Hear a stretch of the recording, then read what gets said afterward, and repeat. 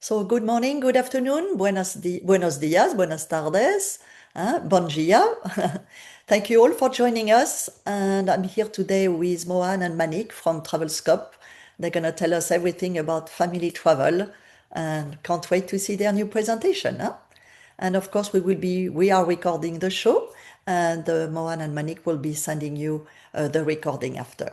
And as well, we will answer the question at the end of the webinar. Thank you. Thank you, Dominique, and I think share the screen now.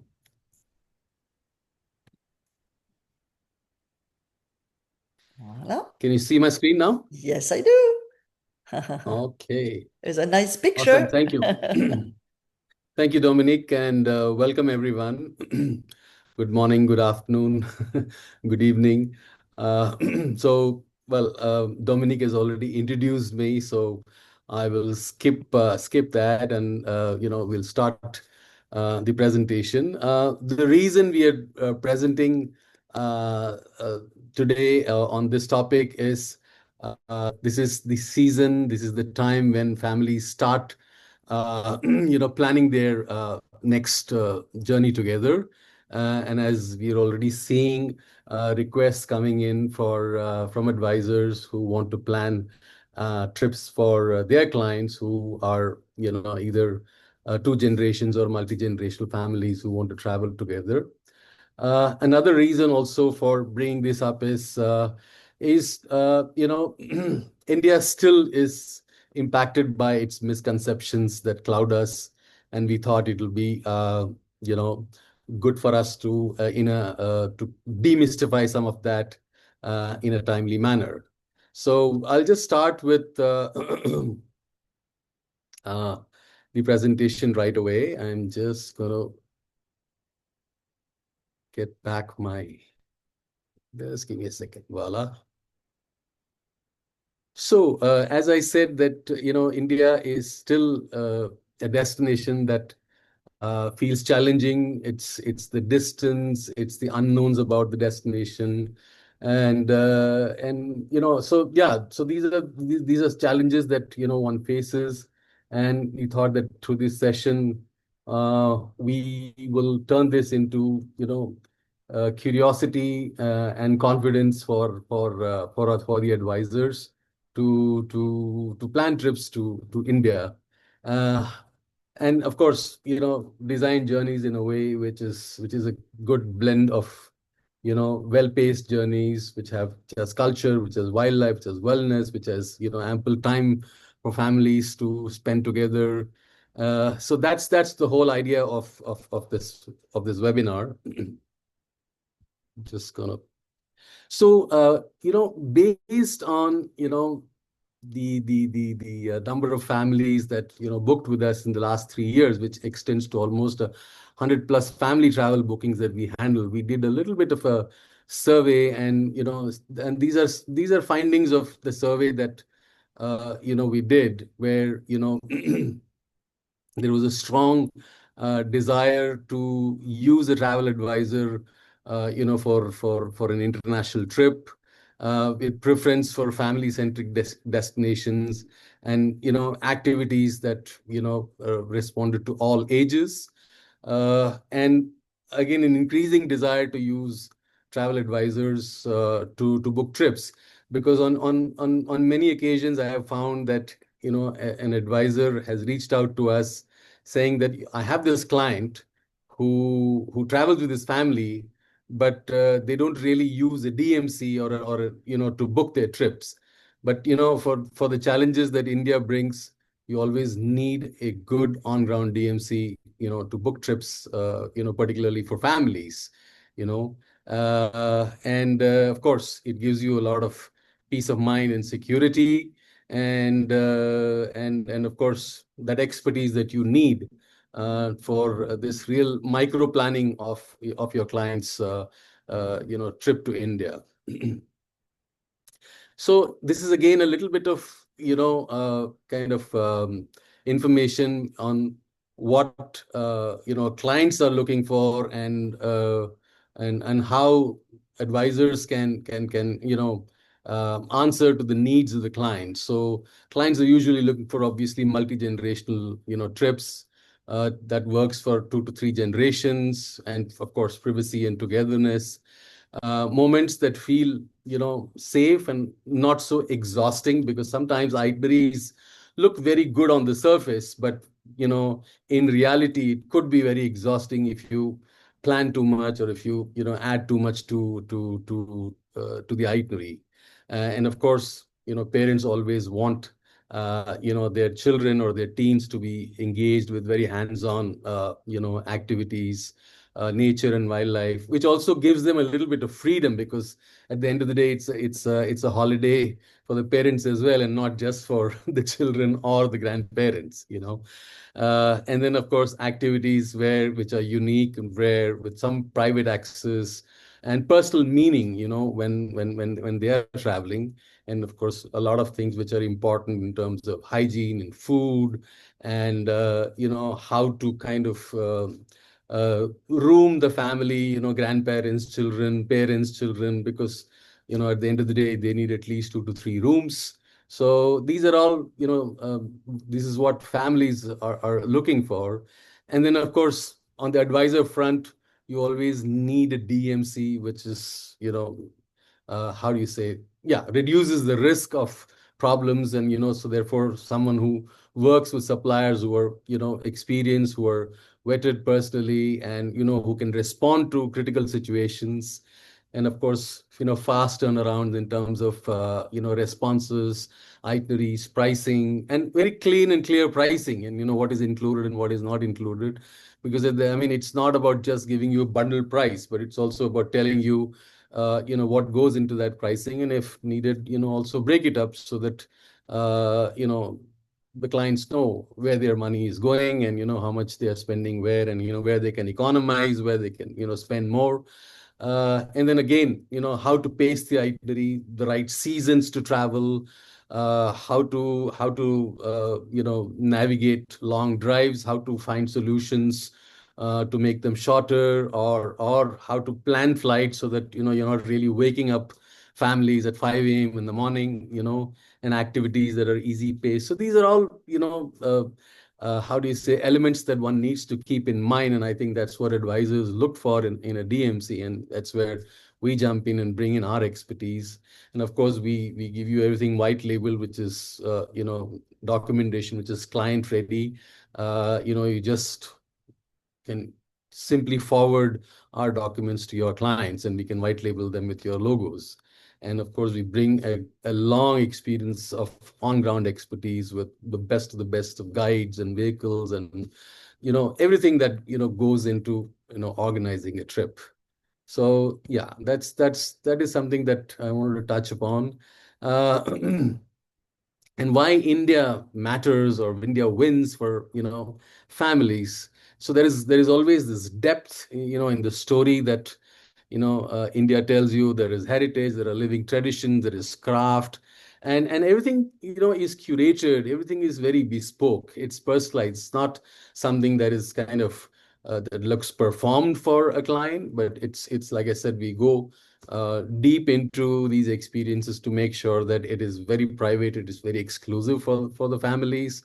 And going to places where you feel generous, you're not cramped for anything. Even your accommodations, you have great outdoors, you have great spaces to relax, and that could include even going to a boutique residence somewhere in the countryside and having a meal in the outdoors, and also doing something together, even wellness together as a family. And we are all so consumed by our devices, our screens. So a good way to even do some kind of a digital detox for families.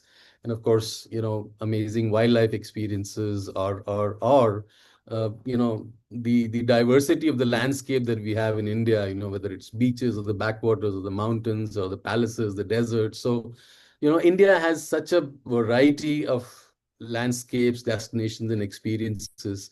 So you just need to reach out to us, and we'll tell you exactly, which are these destinations that you can choose for your clients. And we will bring that up also, in the later part of the presentation. Uh, yes, so these are all kind of pointers that I wanted to share. A story-led itinerary, and it's just not like just putting together a bunch of destinations and a bunch of sites and giving you an itinerary. No, or we just like to kind of bring a very different narrative on our itineraries and curate it in a very very personalized way. Uh, of course, also our itineraries will make that decision making easy for your clients, because when they go through the itinerary, they realize that this has been a very well thought about program. And then of course, moments that really feel private, as I said on the previous slide. It's not performative, it is not cooked up, it's not something which is where we are signing up your clients for something, but these are moments that we create for them, and with of course our 24 into 7 on ground support, with our excellent partners that we work with on the ground. uh, there are some of these experiences which are examples. So when we talk about private moments, of course I cannot send you, like close the Taj Mahal for our clients, but we can still find moments which feel very private, where you might end up taking a picture with nobody behind you. I mean, which of course, uh, you know, um, requires that we wake up early and go there, sometimes even run. But then we still, get there is this possibility of, getting that dream picture without anybody behind the Taj Mahal, or doing an after hours walk of the Mehrangarh Fort in Jodhpur once the fort closes. That is something that, can be private and exclusive because it's a private monument. You can also choose to, how do you say, plan your day accordingly, and you may not do anything, or you may just, want to explore the countryside using a 4x4 Jeep to go and meet the communities, the indigenous communities which are living in the outskirts of, these cities. And then this is also great, like I said, personal meaning, personal, how do you say, learning. So it's great for families to meet, interact, and learn about these cultures, these traditions, in the countryside of India. We can also do some real fun stuff. Maybe the family can join and do a Bollywood dance class together, or meet the host in a private home and learn about Indian cooking. And from a family context, how people in homes have their own mix of spices, or how somebody likes something and somebody doesn't like something. Part of the home is a non-vegetarian, a part of the home is vegetarian. So how families kind of cater to the needs of multi generations in their own home. So it's not just about the cuisine, but it's also about the culture. Going to wildlife destinations and initiating young members of the family into nature and wildlife, maybe probably sowing the seeds for them to, even become, nature lovers or naturalists in their own life, and how to, photograph in the wild, because we have some really amazing naturalists who are also photographers, and they can teach not just the children, but even the adults a trick or two on how to take the best wildlife photographs, for example. Or going to southern India and going to a farm, walking the farm with the owners, or taking just a houseboat on the backwaters and just spending the day doing nothing and just lounging in the houseboat and eating some great food and looking at some great vistas.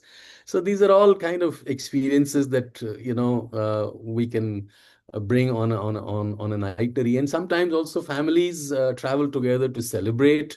They've had, there has been an anniversary, or there has been a birthday, and then they do celebrate it together, because probably they are not in a position to meet each other because of busy lives back home. But when they travel together, so there are also places which you can privatize for a celebration, or just kind of buy out. There are small places with 8 to 9 rooms or 10 rooms, or you can just buy it out and have a nice celebration for 2 3 days. So I'm now taking you through some recommended journeys. And of course, northern India and Rajasthan still happens to be the most how do you say, popular or the most sought after destination.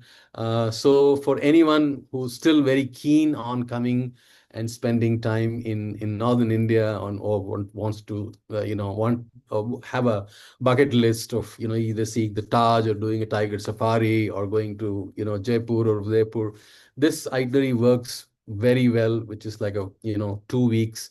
We call it the soul of India, which starts with Delhi and takes you to Agra to see the Taj Mahal, go to Ranthambore to do some safaris to see the tigers, and then move on to Jaipur and Udaipur, two of the most, I would say, popular destinations of Rajasthan. The iconic, Amber Fort, or the Lake Palace in Udaipur, and then ending in Mumbai, which is also one of our busiest cities, a city which has a great vibe and of course a great soul as well. So this itinerary fits in very well. For a 2 week tour, it can also be done, with in a lesser duration. You might just take one destination out. So there are a lot of ways in which you can customize this itinerary. And also, this itinerary has some of the best accommodations. So for those families who are looking for the ultra luxury properties like the Taj, the Oberois, the Sujan, or the Amans, or the Six Senses, this fits in very, very well for those kind of families. Uh, this is a very remote part of India, in the northeastern side of India, as you can see here. We are talking about cities like Calcutta, or going up to Darjeeling, to the tea estates, or going to Kaziranga to see the rhinos. Also, Christmas is a great time to be in a city like Calcutta. It has a great tradition of celebrating Christmas. There are spots that are connected with Christmas cakes, and the whole city is lit up. So it has this great Christmas vibe. And then also, if we have uh, possibilities of river cruising. So there are these small river cruise boats that you can privatize for a 2 to 3 nights cruise on a river called the Brahmaputra, which is one of Asia's largest rivers. And imagine, like, having a nice dining experience, the sandbanks with how do you say, open to sky dining, with a small crew at your disposal. So these are some great moments that your clients can spend as a family. This is a completely different part of India, still very unexplored and undervisited, but I can guarantee you that this could be a great experience for travelers who choose to kind of do something different, or probably they've been to India as a family and they want to come back and do something different and something more. This could be a great itinerary. Then going down south to Kerala, again, a great destination, a very well-known destination, but still, it retains its charm, its beauty, its nature.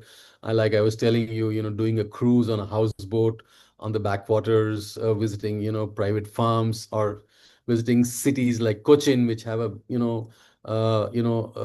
great colonial history, the history of spice trade, and going up to Munnar, which is the tea-growing highlands of Kerala.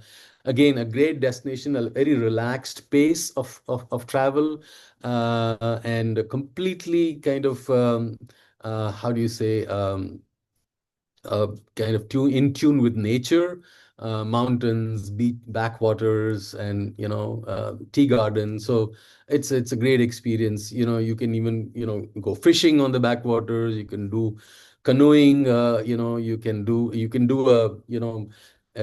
we do a tour which basically is a responsible tourism initiative, where you go and visit homes in villages, and you see how how they kind of make products. For example, you could go to a home and see how they make roofs using palm leaves, or you go to another home to see how they, tap toddy from the palm trees, or how they make pottery. So everything is very sustainable, on that experience. And it's again another very different part of India compared to the rest of the country. And again, a great destination for a multi-generation holiday.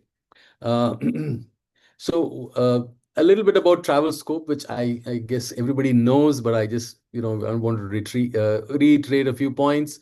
Uh, you know, like I was mentioning earlier on, all our itineraries which we create are completely curated and bespoke, which is inclusive of accommodations and all the ground arrangements, fully assisted travel, and we also have some great host guides who can travel with your clients on the whole trip. In fact, for the families, it works really well, and there is someone who also takes care of not just their needs, but also the children become very friendly, and by the end of the trip, they've all become like one single family. So it's a great way of traveling.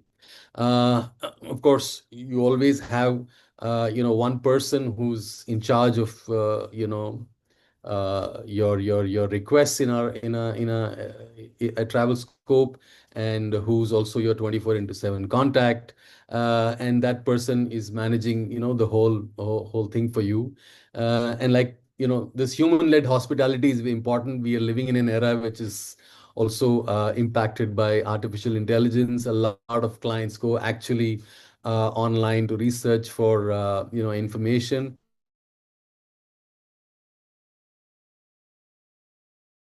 Oh, we cannot hear you anymore, Mohan. I don't know. Manik, I don't know if you. Is anybody else